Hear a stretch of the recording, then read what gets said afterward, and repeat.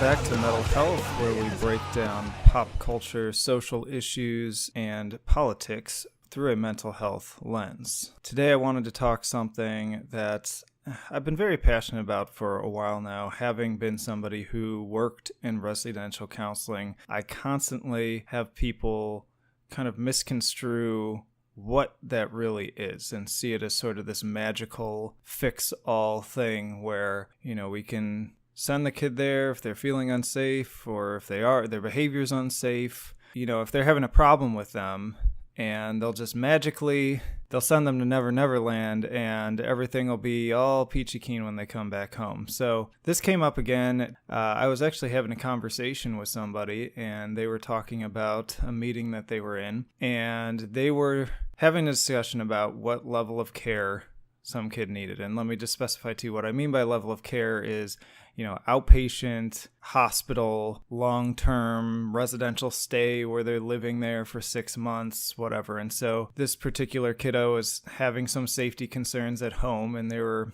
debating whether or not he needed to go somewhere where he was in a secure placement, where he would have staff around him to make sure that, nothing bad would happen. Staff was arguing that this wasn't really necessary and that the problems that we were seeing could be managed and there was safety planning they could do and other things they could work on. And more importantly, they just didn't feel it was appropriate to send this kid to residential. So they said something along the lines of, if there is a problem, we're available 24/7. You can contact us. And also, if there's a major safety concern, they can contact the police. And one of the people in the meeting responded, "Don't you know the police are killing kids?" Now, I could go on a whole other tangent and topic with that. I feel like I have made some comments on that before and just how toxic that mindset is and how damaging it can be. And not to take away from those true stories where cops have killed young and unarmed people. That certainly does happen. But it's so irresponsible. And I argue, too, in a meeting of professionals, it's pretty unprofessional and downright irresponsible to reinforce this blanket statement. But the thing that struck me as just even more interesting ties more into what I really wanted to focus on today was, what is residential care actually good for? What's it helpful for? Because if we really think about it, yes, there could be conceivably a situation where something happens at home and the police respond, and for whatever reason, the reaction is that they have to pull their guns and somebody gets killed. That could happen. It's not completely unrealistic. It's not out of the realm of possibility. And at the same time, there are some inherent risks to sending a kid to residential treatment.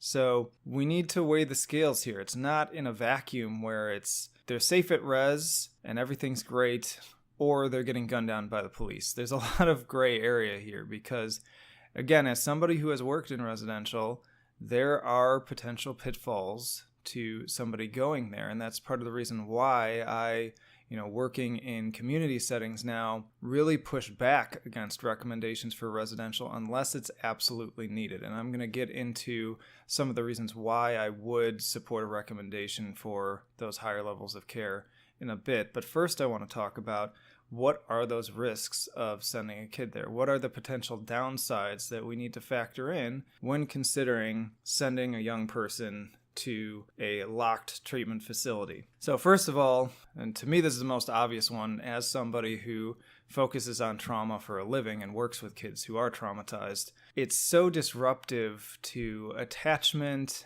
and feeling of safety and security and normalcy to be ripped out of your home and placed in a foreign environment.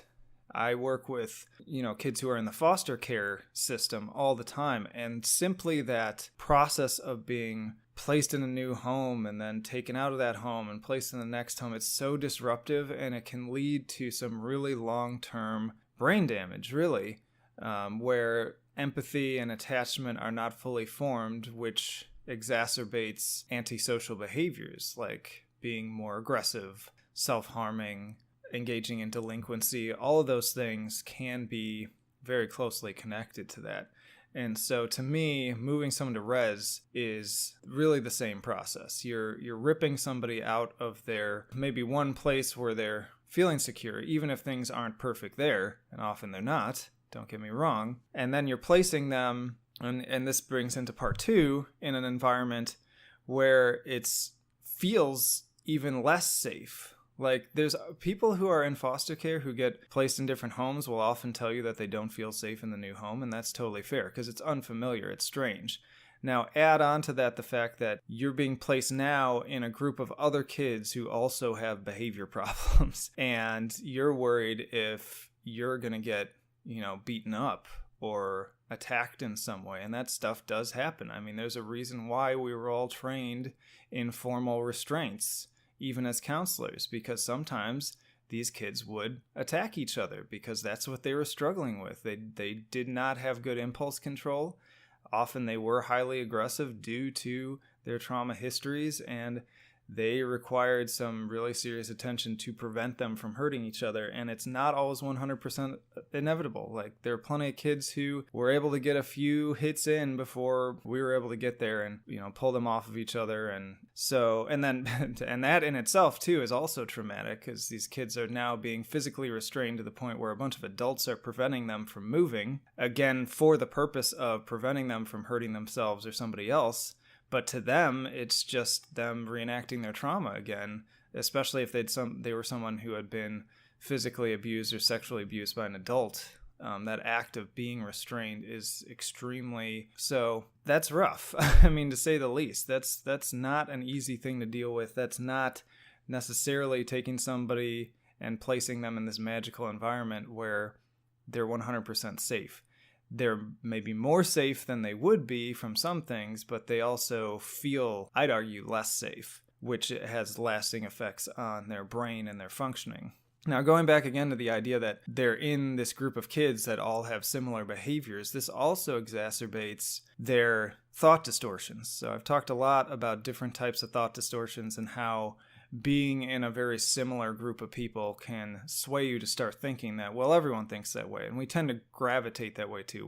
We make friends with people who have similar belief systems so that we can feel good in knowing that, like, oh yeah, this makes sense because we all agree on this thing. And that can be bad. And it's especially bad, I think, in an environment like residential because it's essentially similar to prison. You've got a bunch of people who have some very distortive and dysfunctional ways of viewing the world and other people, and they're all communicating this to each other, and it starts to get normalized. They start to feel like that's just the way things are, and because they're being isolated from other groups of kids who don't think that way, who may have had more functional upbringings and would allow them a basis of comparison, now they're isolated in this bubble where everyone is this way, and therefore that's just the way things are.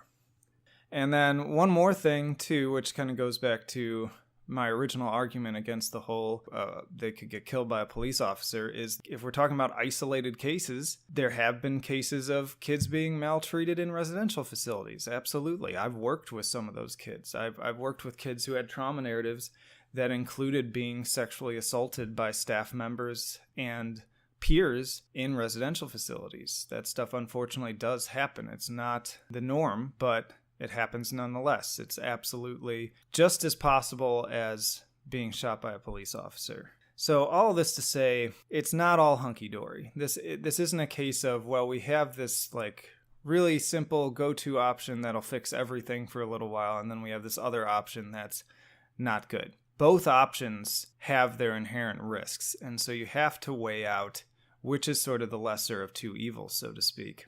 But I've seen so many kids who left residential, in some cases worse than when they came in. There's this movie Blow with Johnny Depp, where he plays this real-life character who goes to prison for dealing marijuana.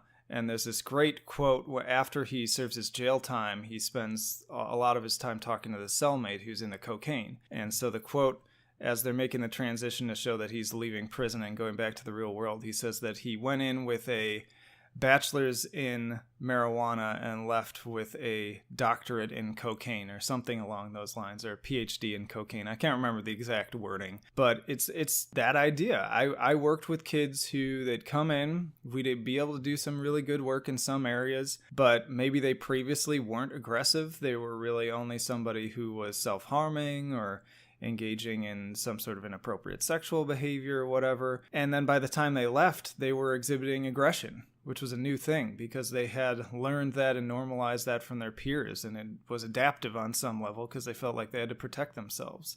So there's a lot of bad here. So then how do you make that decision then? How do you decide what the better option is? How do you decide whether to continue to safety plan out in the community and deal with the potential risk of what could happen because there's not, 24/7 staff there to restrain them or make them take their medication or what have you, versus sending them to this facility that has its own pitfalls that I just described.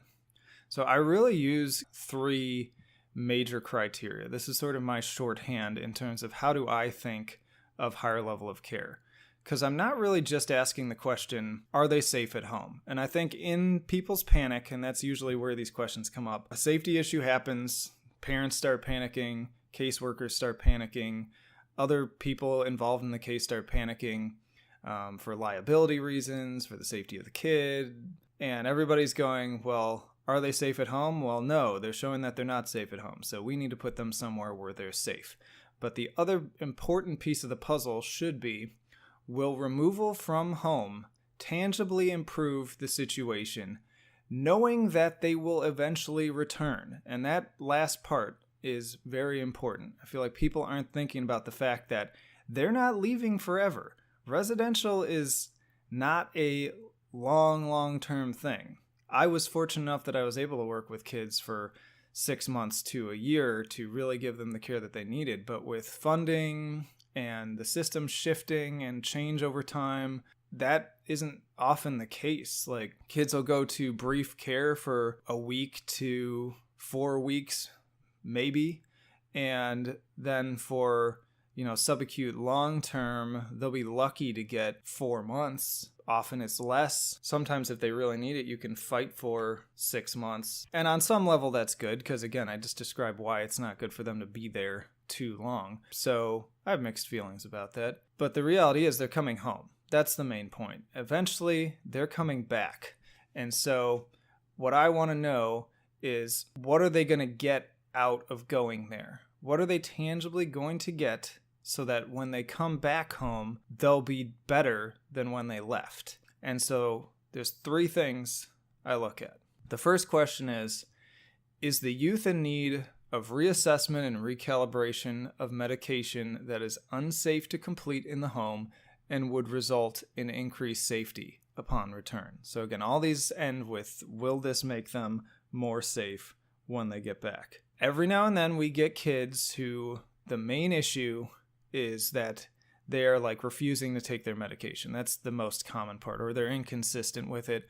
Sometimes it's just their medication isn't working properly. And if their behavior is super unsafe, and again, we're weighing the lesser of 2 evils here, but we're saying, okay, we genuinely think that if we can get them on their medication or recalibrate the medication to get their levels right where it's going to help them, then by the time they get home, they will be able to function better.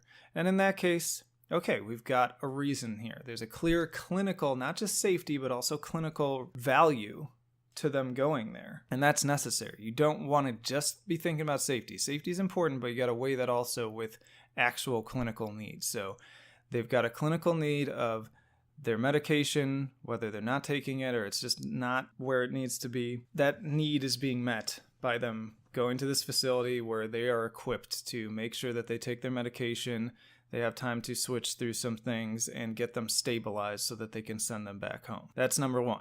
Number 2 is, does the youth have issues with physically addictive substances that require separation from the community to ensure sobriety or require medical assistance for safe withdrawal? So this is another big one. This is probably the most common one I'd say I am the one recommending and fighting for residential on, because when you're dealing with a kid, and we're getting a lot more of them now, that's dealing with a meth addiction, community work is often not enough, because we're not just dealing with somebody now who their brain now, and there's plenty of science on this that you can look up, but their brain is literally rewired now to need that substance. And I've worked with plenty of kids like that are genuinely, it's not that they're not motivated. It's not that they're just complacent and say, I don't really care about getting clean. No, they want to get clean. They want to stop using. But once that craving in their brain kicks in, there is a chemical reaction. And for those of you, just a simpler metaphor here that I think most people can relate to, those of us who really crave certain foods. I mean, to a much more degree than that, but I feel like this is the easiest way to reach a broad number of people who can relate to this. For me, it's chocolate, but everybody has their food cravings. And you know how it is. If you're exercising, you're on your grind, you're super motivated, you want to get in shape, you want to look good, you care about all those things, you're motivated towards those things. But sometimes when that craving creeps in, and even though you're actively in your brain telling yourself, I don't want to do this, I don't want to stay in shape, I don't need that, you find yourself gravitating towards the pantry to go get that thing. And so multiply that by like 10,000, and now you're dealing with hardcore drug addiction. I have had cases of kids who literally can't stop. Like, they cannot help themselves. I've even worked all the way up to kids who are on house arrest and have an ankle monitor, and they're still managing to get a hold of meth and other substances, either by friends, like coming over and sneaking it in like a hiding place within the boundary that they can walk, and then they go retrieve it. Like, kids are smart. The kids are smart in all the wrong ways. And if they want something, they're going to get it. So those have been cases where I said, no, we need to send this person somewhere where they cannot get a hold of that stuff so that they can get clean. And in some cases, some of those substances require medical assistance to get clean. Like, you literally can't cold turkey it. Things like heroin and also alcohol. Some people don't know this, but alcohol has one of the worst withdrawals of anything if you've been drinking to an extreme for a long period of time. You can literally die if you just cold turkey from alcohol after being somebody who drinks, several drinks a day every single day. So that would be a reasonable, again, there's a clinical need being met there. There is a specific reason why going to this place is going to be helpful for them, so that when they transition home, they're clean, they have more strategies to deal with their cravings. Hopefully they have a relapse prevention plan and support groups and so on and so forth to help support them maintain that. But they need that initial push to unwire that chemical stuff that's happening and have them really be in this facility, kind of train spotting style, where they are literally cannot get a hold of the substance no matter how they want it.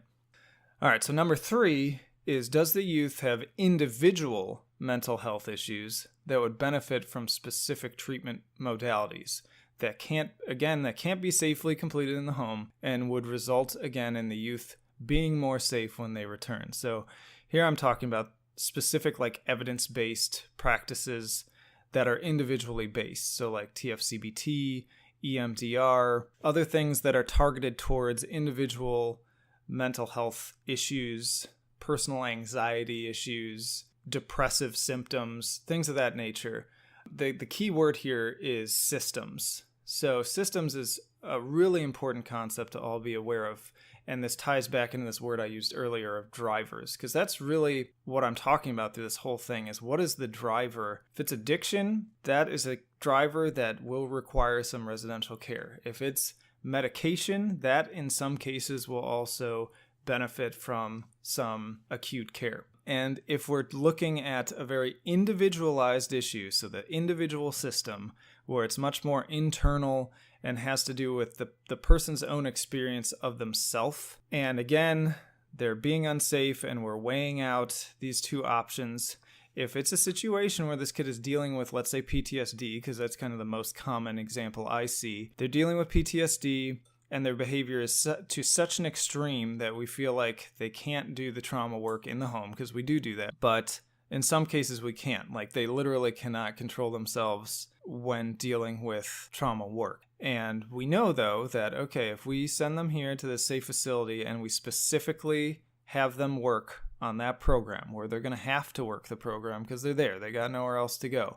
That's what I used to do day in, day out. And so I saw benefit from that. Like, I would do that with kids and they'd get better. They'd be able to manage themselves better. And if that was the key issue, then that would mean that they would go home better integrated, being better able to respond to their trauma triggers and having better skills to manage that by the time they got home. But the key here, again, going back to systems, is it has to be individually driven. If we're dealing with a family where the family system is the driver, so let's say there's a lot of conflict in the home, there's domestic abuse going on, the caregivers are using substances, the caregivers are overly critical, there's a lot of yelling, there's a lot of neglect, there's, if there are familial issues that are driving the behavior, so they tend to act out in response to what the family is doing, then it doesn't make sense to send them to residential. In fact, I used to joke, I'm like, can we send the family to residential? Because that would be beneficial. And again, this isn't to demonize families. Like, being a parent is hard. I can absolutely attest to that on multiple levels. But I'm simply saying that, if the problem is based in the family, then we need to work on the family. And that was part of the example going back to this case that was being discussed, was this was a familial issue. There were a lot of drivers within the family, and so what would have happened, because I went through my 3 questions with this person, I said, do they need medication stabilization? No, their medications are fine. They're doing fine on them. No issues there. Are they addicted to substances? No, they're not. Okay. Do they have more individualized mental health issues that are, if we work on it in residential, they'll be better when they come home? I said, no, it's the family. There's a lot of family stuff going on. And so our argument was, this is going to be a waste of time and money. First of all, we've got the do no harm aspect of this, and there is a potential harm to sending somebody to care that they don't actually need. And that's what it seemed like. Then there was also the business side of that. If we just want to get pragmatic, residential care costs a lot. And I mean, it costs the taxpayer, it costs the insurance companies. That money is necessary and it's needed. And in many cases, there are people who need those funds to survive and to become whole people again. And I don't want to be wasting that money and those beds and the time available of those specialists on people who don't need it. And this was a case where it wasn't needed. What was needed was family work, family therapy. And you're not going to get a lot of that in residential. They do some of it, and there's some places do it better than others. But really, it's going to be much more individually focused. And what we do is, we go out to the home and we do therapy with them right in their own environment. And that was what this family needs. And this was a family that we felt that we had options for safety planning to help manage the situation. And that these questions come up all the time. We're dealing with high acute individuals. So safety planning is always at the forefront of what we're doing. And we do that, though, because we recognize that these kids need to be counseled within their environment and within their families. And similarly, too, sometimes it's a more school-based issue. There are school drivers that are involved. Again, it doesn't make sense to send a kid away to do work if the problem is really the school system. Different teachers, different school facilities, different districts, all have different ways of managing and handling things, and some do it better than others. And, they do well if they can, but some of these people just don't know how to really deal with these kids that have a lot of trauma and a lot of issues. And so for them, this is why our treatment is very individualized. When I see that on case history and I'm asking questions of, okay, what triggered this kiddo? What happened? Oftentimes they'll be, well, this thing happened with this teacher, or the school keeps doing this, or the work is too hard for them. It can be any number of things. And then our treatment plan becomes, okay, well, then we need to get in the school and we need to talk to somebody there who can help us collaborate on a solution to that problem. Because that's the only way it's going to get better. Because otherwise, we're going to send them to residential. They're going to wait their time out there, again, potentially coming out worse than they came in. And they're going to come back into the school where the problem is still happening. And it's going to start all over again. It could also be community-based. It could be about the neighborhood. Often it's the peer system too, especially when it comes to addiction. We have to, in addition to looking at the chemical piece of it, I'm big on, okay, we need to, like in this, if they are physically addicted, I'm recommending residential. Even in that case, I'm keeping my eye on the peer aspect, because a lot of them are all using together. And I'm like, okay, I don't want them to go off and get sober and learn these skills and then get thrown right back into the same peer group with the same problems. So I make sure that we're lining up new peer opportunities for them to get involved with other sober people or other people who have never been involved with drugs before, so that they can have that base of comparison. They're not in this bubble where they're constantly being tempted and their behaviors being normalized. So we got to factor those things in. It is so important. Because again, it's all about systems and drivers within those systems in individual, family, peer, and community. It's unlikely that the problem's going to get better, that we're going to alleviate the issue if the driver is somewhere in some other system other than the individual. Again, my big three are medication needs, physically addicted to substances, and individualized mental health issues that have some sort of evidence-based practice that can be worked on, paired with the extreme safety issues that we feel like we can't safety plan around in the community. Now, often there are a lot of creative solutions to keep kids in their communities, and it's so important to do so as often as you can. This is not me saying that residential is bad and that people don't need residential. There are people out there that absolutely need residential and can benefit from it.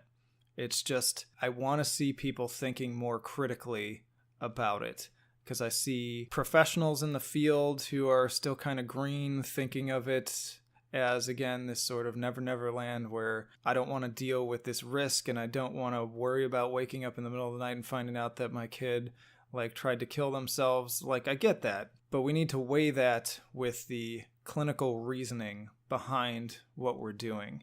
And same with the families. I feel like families fall into this groove, and I've worked with many of these too, where they have sent the kid to residential so many times now that it's just become kind of the norm, and the kid sort of expects it and the family expects it, and they basically have this voice in their head at all times that says, well, if things get too bad, we can always just send them to residential. And it's just routine, and they're not recognizing that it's not working. In fact, often, again, it's making things worse. And the metaphor I've used for that is, let's say you're a kid from a rich family, and your family bails you out of every problem that you have all the time, unconditionally. So you can go out, you can grab $10,000, run off to Vegas, gamble it all away, and come back, and they'll give you more money. Or you get arrested and they'll bail you out, and so on and so forth. And this is not me just demonizing rich people, but I'm just giving it as an example of how this sets in, because over time, you start to develop this mentality of there's no risks to anything. I can do anything I want because everything will turn out fine. And we see this. We see plenty of examples of this where there are these people that came from very affluent families or developed their own affluence over time and started to become kind of shitty people, for lack of a better word. And it's not because they were just born shitty people. I think over time, if there's no check, if there's no reality, if there's no risk, then you start to just not care. And you go into the motions and you don't learn. That's really the key part. You don't learn to not gamble. You don't learn to stay out of legal trouble. You don't learn to, apply yourself and do well in jobs because you don't have to. You don't have to. You always have this safety net to fall back into. And I think the rut I see some families fall into is one and the same. They fall into the rut of, well, no matter how bad things get, we have this safety net of residential care. And so they become complacent and they don't learn because they don't need to. They have the safety net. So they continue to engage in the same family dynamics that they have been over and over and over again. And they don't learn the lessons from counseling that would allow the situation to get better. Because this goes back into what I said in a previous podcast. People don't like change. It's called homeostasis. People will fight tooth and nail to re-achieve homeostasis, to keep things the way they are, even if they're bad. And I see this with foster kids a lot too. Like, they'll go into a new home that's really warm and loving and caring, but they will test boundaries like crazy, and they are seeking that homeostasis. They're used to things being chaotic and hateful and tumultuous, and they try to reinvent that to just comfort themselves in knowing that their view of the world is correct. And it takes really dedicated, loving, patient people to fight through that part and deal with it and accept it and acknowledge it for what it is, and get that person to a place where they develop a new homeostasis. And so again, these families will engage in these same patterns over and over again because they're comfortable, they're routine, they're used to it, and again, they've got this safety net, so why do anything else? And so I want to kind of throw that safety net away. I don't want it, or rather, I don't want it to be a safety net anymore. I want it to be a thing that we have very specific clinical use for. There are very specific needs of certain people that tend to fit residential care, and that's what we need to reserve that for. We need to reserve that money and those beds and that time for people who genuinely need to meet those specific needs. And then everyone else, we are applying to, that's not what you need. That's not for you. That's for this group of people that have those specific needs. You have a different set of needs. And so we need to focus on solutions to those needs. So hopefully that wasn't too rambling and pointless or boring. I'm hoping there are some parents out there or people who are struggling with their own issues where this can click and make you think differently, maybe about your current situation, and try something different. Because ultimately, at the end of the day, we all want the same thing. We want ourselves and our children to become stronger people. And I'm just going to use that Frederick Douglass quote that I've been using like crazy lately. It's easier to build strong children than to repair broken men. And that's just so true. And in order to build strong children, we need to know what are the systems, what are the drivers, and what is going to specifically be clinically helpful to them healing and becoming strong.